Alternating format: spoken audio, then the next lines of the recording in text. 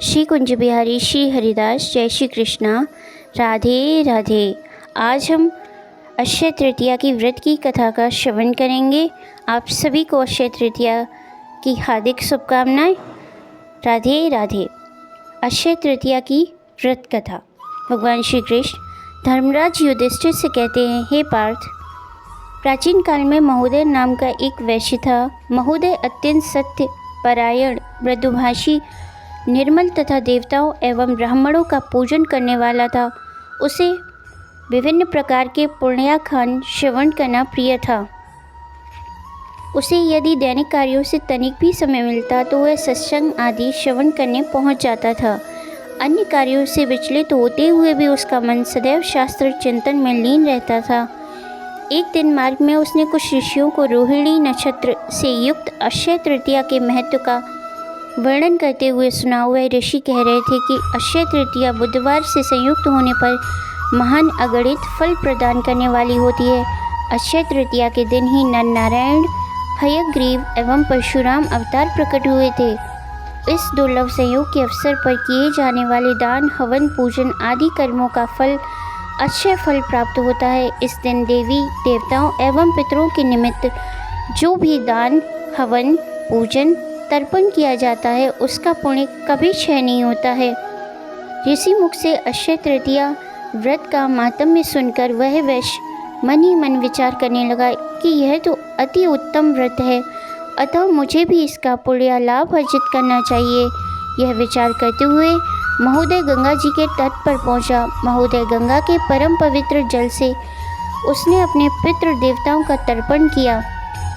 तर्पण करने के पश्चात घर आकर उसने जल से युक्त 2 घड़े खांड अथवा बताशे, लवण, यव यानी जौ, गोधूम यानी गेहूँ, दयोधन दही व चावल, ईख तथा विभिन्न प्रकार से दुग्ध पदार्थ सामर्थ्य के अनुसार अपनी पूर्ण भक्तिभाव से ब्राह्मणों को दान किए।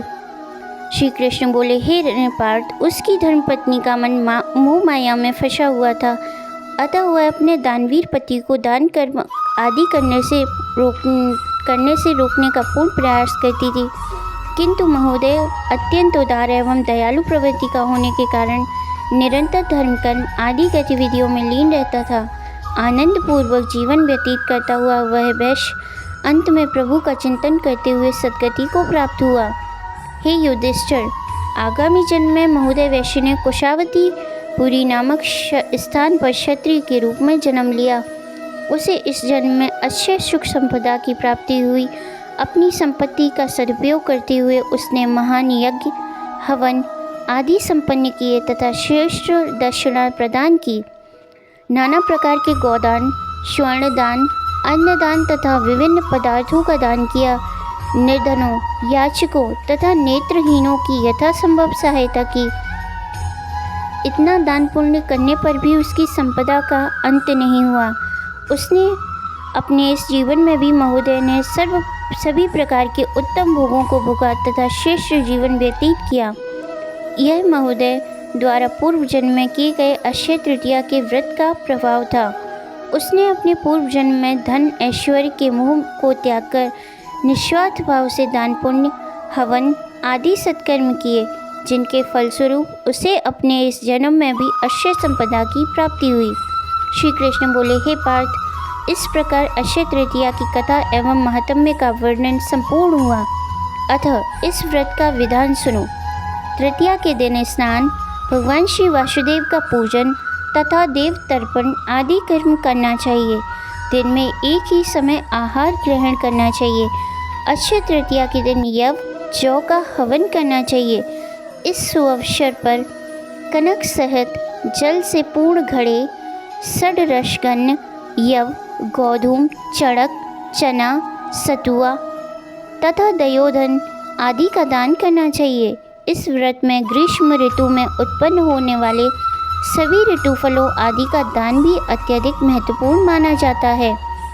वैशाख तृतीया एवं रोहिणी नक्षत्र के संयुक्त होने पर भगवान शिव की पूजा अर्चना की जाती है तथा उद कुंभन दास किया जाता है। ऐसा करने वाला शिवलोक को प्राप्त होता है, जिसका उद कुंभन का मंत्र है, एष धर्म घटो दत्रो ब्रह्मा विष्णु शिवात्मिकः अस्य प्रदान तृप्तयन्तु पितरोदपि पितामह गन्धोदक तिले मिश्रम सान्नं कुंभम शाश्वतां पितृभ्य संप्रदास्यामि अस्य मुपतिष्ठतु।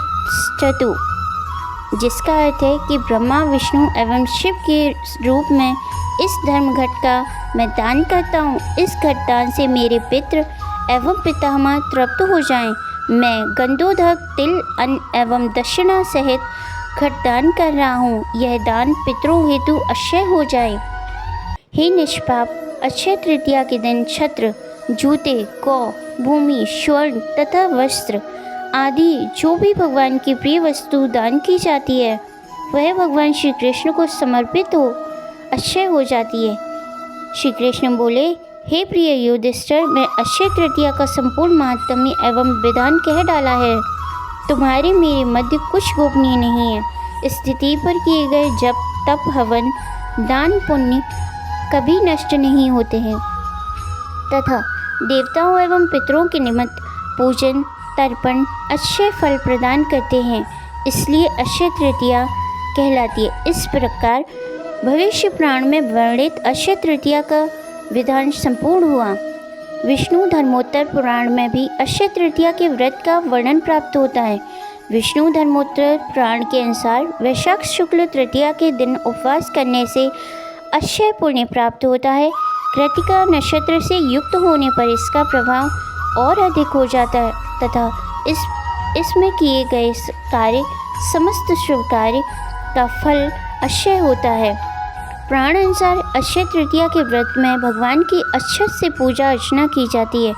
जो मनुष्य इस तिथि में जल से स्नान करे, तीर्थ जल से स्नान करे, भगवान विष्णु को अक्षत समर्पित करे, सत्तू अर्पित करे तथा सत्तू एवं अक्षत का हवन करे, सत्तू एवं पक्वान ब्राह्मणों को अर्पित करे, वह अक्षय पुण्य फल प्राप्त करता है।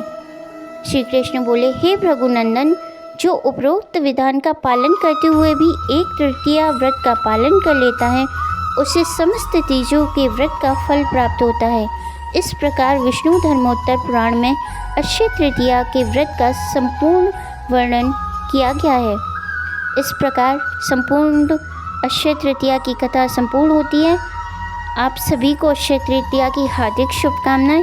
जय मां इंद्राक्षी, जय जगन्नाथ, राधे राधे, जय श्री कृष्णा।